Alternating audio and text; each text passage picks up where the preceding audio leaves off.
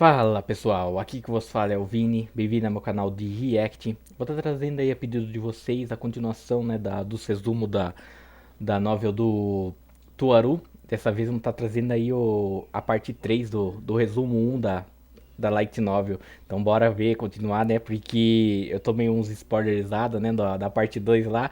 Quem que vai aparecer nessa parte 3, cara? A gente já fica no hype, né? Enfim, ele irá retornar. Então bora lá. Finalmente terminar o primeiro volume de Toaru Majutsu no Index. Agora que você já assistiu os 3 vídeos, você pode facilmente começar pelo volume 2. Ou é claro, esperar por mais volumes aqui resumidos no canal. Falando nisso, considere apoiar o canal se tornando um membro aqui dele. Afinal, eu acabei de abrir e queria ver se algumas pessoas entrando como membro. Ah, fazer o que? Vai lá, dá uma ajudinha. Se der. Não perdendo tempo, como estávamos terminado no último volume, quer dizer, no último resumo, Accelerator estava voando em alta velocidade atrás do super traje voador de Silverclaw que estava carregando a menina Fremia, enquanto o nosso jovem Chiage pegou a super motoca e começou a correr atrás deles também. Não demorou muito até que Silverclaw percebesse que atrás dele existia o Esper level 5 voando em alta velocidade atrás dele. O Silverclaw fica assustado e começa a reclamar, falando para a pessoa no telefone, que era a Bomber Lance, que existia um Esper atrás dele, albino, correndo em alta velocidade, na velocidade do som, já que era essa velocidade que o super traje dele estava correndo, e reclama, dizendo que era Accelerator, e que deveria ser o Midori que deveria tratar com esse oponente. Ela então o avisa que ele estava em pânico demais, estava deixando suas emoções atrapalharem os planos. Ele pode estar atrás dele e pode realmente acompanhar o super traje, mas Silverclaw não deveria se abalar por causa disso. Então, ela o avisa sobre o colar que o Accelerator usa no pescoço e que existia uma possibilidade daquele colar parar de funcionar se ele entrasse em algum lugar subterrâneo, como algumas passagens subterrâneas que tinha na montanha para carros passarem. Silverclaw logo entende o que a Bomber Lance estava falando e sorri. Assim começa sua descida com o super traje mais perto da estrada. Accelerator vê que ele estava armando alguma coisa e chega mais perto do super traje. Assim ele chega a ponto de encostar no super traje, só que quando ele iria mudar os vetores, o Silverclaw percebeu isso e começou a atirar para trás. Logicamente não fez efeito nenhum no Accelerator, que simplesmente reflete todas as balas, mas por causa dessa distração ele conseguiu entrar por baixo de uma passagem subterrânea antes que Accelerator o alcançasse. Accelerator sabia que ele talvez conseguisse chegar lá no Silverclaw, mas se eles batalhassem no subterrâneo, talvez ainda existia a possibilidade da passagem toda esmagar o super traje e a menina que estava dentro. Então ele decide ligar para Misako Worst para que ela investigue todas as passagens ligadas com aquele subterrâneo, para que ele então decifre o lugar para onde o super traje iria levar Fremia. Assim ele sobe aos céus e começa a contatar Misako Rust.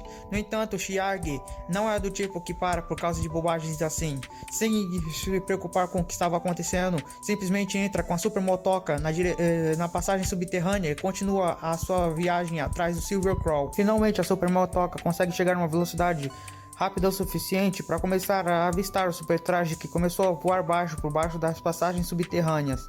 Ramazura estava calmo. Ele não sabia dizer se isso era efeito do super traje estar fazendo alguma coisa com a mente dele, ou se aquela situação estava deixando ele mais centrado, só que ele sabia que estava estranhamente calmo para ele. Sem pensar muito, ele começa a acelerar ainda mais e começa a encostar no super traje. Aproveitando que ele estava abaixo do padrão, ele começa a pular com uma moto, correndo pelas paredes e fazendo movimentos 3D para tentar pegar o super traje que estava voando. Silverclaw percebe que era Ramazura que estava atrás dele, começa a se irritar com ele, começa a tentar atacá-lo e ainda ativa um compartilhamento onde deixa a Fremia, que estava dentro de um certo tipo de caixa coisada assim, aparecer para Ramazura e avisa para ele que não dá para saber o que vai acontecer se ele realmente derrubar o super traje. No entanto, Ramazura ainda continuava centrado. A batalha continua, mas dessa subida e descida, mas para resumir, Ramazura consegue derrubar o super traje e assim eles caem. Tanto o super traje quanto a moto cai e quebra um pouco e a Fremia também. Só que Ramazura consegue resgatar a Fremia. Silverclaw fica irritado porque ele conseguiu escapar do Esper Level 5 e não aceitava que um Esper Level 0 como Chiage tivesse o derrubado. Assim ele começa a usar o seu super traje de novo para tentar atacar Ramazura e dessa vez dar um fim a ele. Ramazura também não é do tipo que iria deixar aquilo barato, porque foi ele quem conseguiu tirar a garota dos seus braços. Não deixaria mais que isso acontecesse. E assim começa uma batalha entre o super trajado Silverclaw e o motorizado Ramazura.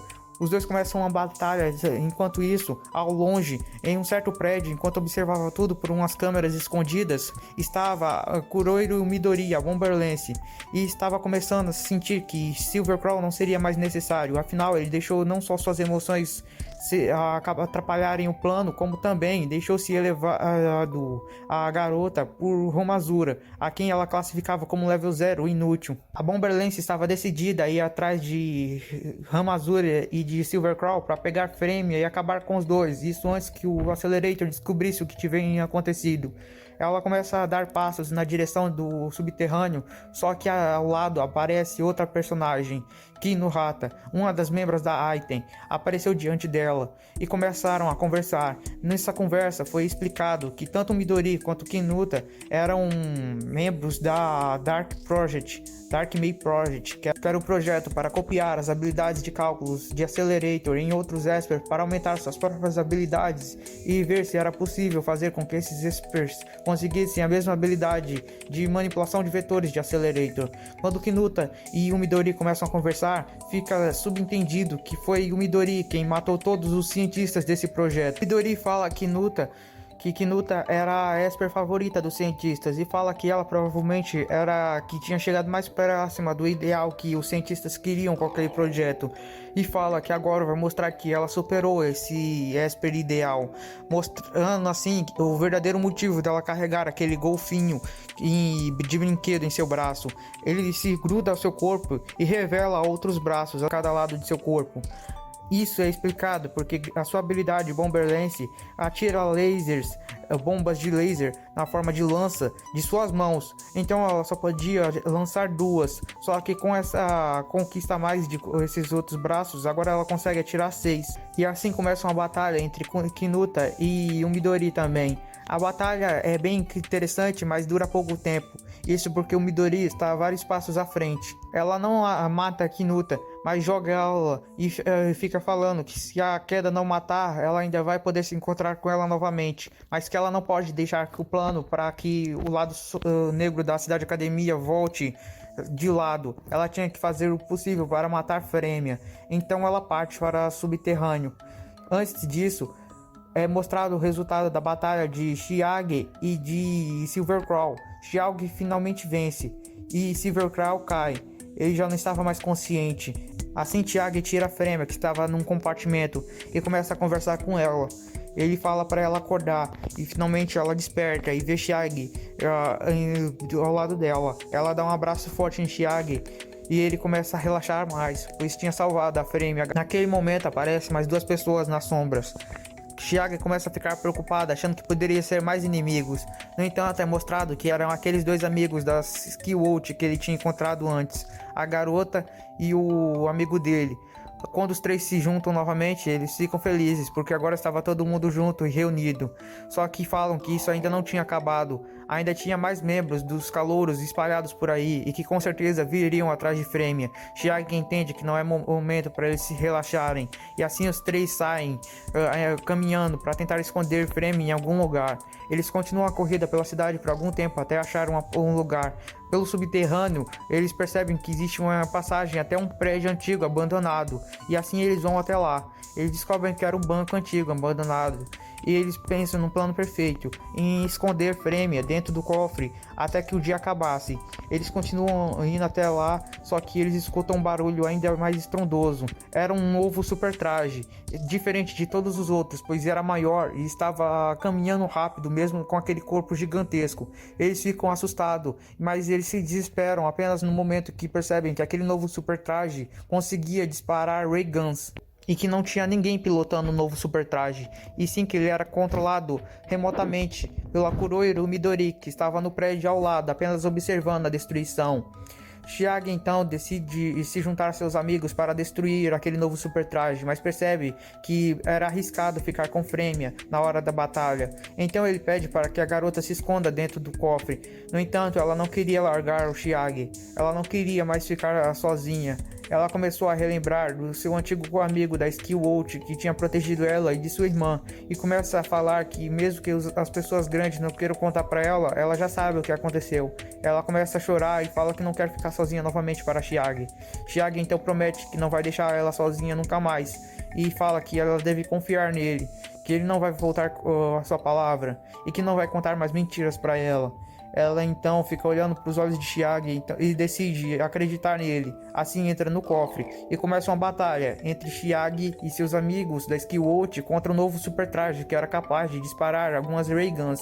A batalha dura muito tempo, mas graças às habilidades de Chiage em reconhecer o local rapidamente e de seus amigos em batalhas, eles conseguem inundar o super traje.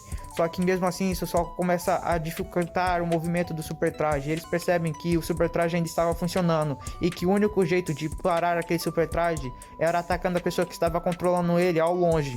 Só que eles não podiam fazer isso, já que se eles saíssem de perto do super traje, havia chance dele atacar Frêmia. Só que não era mais necessário, pois assim abre um elevador ao lado de Kuroiro e Midori. Ela começa a entrar em pânico e começa a se perguntar: como você está aqui? Como você me achou? Como achou esse lugar? Sim, era o Esper de cabelos brancos que tinha encontrado ela. Voltando algum tempo antes, é mostrado que Accelerator continuou viajando por cima daquele lugar todo. Ele para em um certo prédio ao lado, porque percebe que existia uma garota que estava presa entre algumas daquelas estradas de prédio nos fundos. Ele percebe que era a Kinuta. Ele chega lá próximo e pergunta o que a garota estava fazendo lá. A Kinuta percebe quem era aquele Esper e começa a ficar preocupada. No entanto, ela fala que já sabia que provavelmente ele estaria por ali, pois tinha visto aquela mini batalha que aconteceu entre ele e o Chiage alguns momentos atrás, e pergunta para ele se ele realmente está do lado de Chiage. Então ele fala que sim, e ela diz: então você vai querer saber onde encontrar aquela pessoa. Ela fala que vai ficar bem, mas que é melhor Accelerator ir rápido. Ela então explica por onde a garota foi. Ela diz por onde o Midori e a Bomberlance havia ido, e Accelerator sorri, pois fala que agora é a chance perfeita para dar o troco nela. Foi assim que Accelerator tinha localizado o caminho que a Bomberlance havia feito. Agora ele disse que entendia como funcionava a mente de Bomberlance e sabia exatamente o que ela estava planejando fazer, e levou exatamente para onde ela havia se escondido no prédio ao lado. Quando finalmente é mostrado agora o atual Accelerator e Bomberlance frente a frente, a Bomberlance começa a entrar em pânico, falando que aquilo não fazia parte do plano dela, que ele não deveria estar naquele momento ali, e fala pra ele que ele não devia estar ali porque ela começa a rir e fala: a garota que você está tentando proteger está em problemas bem ali. Aí ela aponta até o prédio ao lado do banco antigo, onde Frame e os outros estavam enfrentando o novo super traje. Só que Accelerator começa a dar uma risada sarcástica, falando: eu não preciso me preocupar com ninguém, afinal eles devem resolver essa bobagem fácil.